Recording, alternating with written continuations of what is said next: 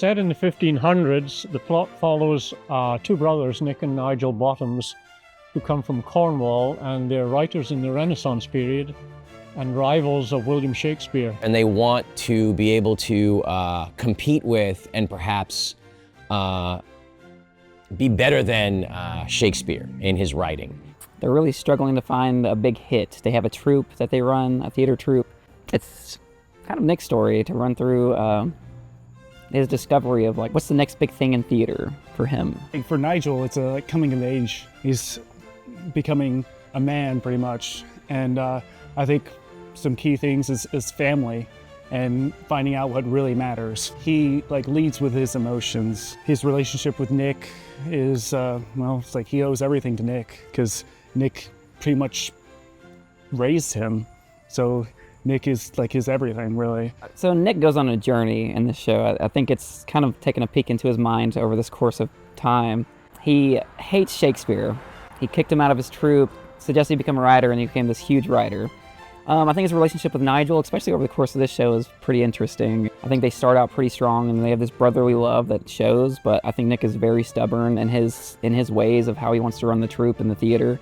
I think Nigel's a better writer, and I think Nick struggles with that a little bit, and I think Nigel doesn't realize how good of a writer he is, so I think that plays into a lot of the show. So playing William Shakespeare and learning about this particular fictional representation of this Shakespeare, he's your typical, I guess the way we think of celebrities, spoiled and kind of into himself.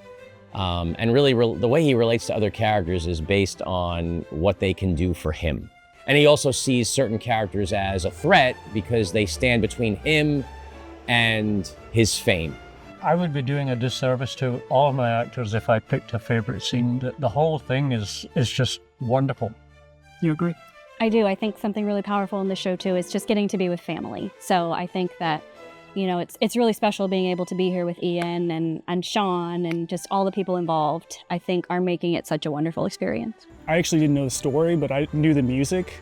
I always thought it was really funny, and I knew it'd be a really fun musical to start with because it's my first one. So it's very funny. It's very clever.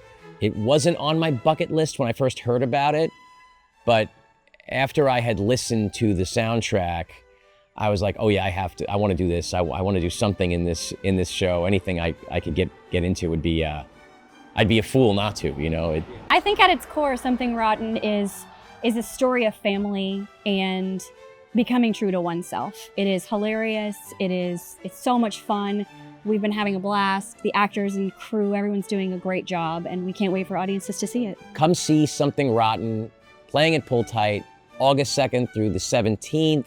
If you got tickets, good. If you don't, you missed out.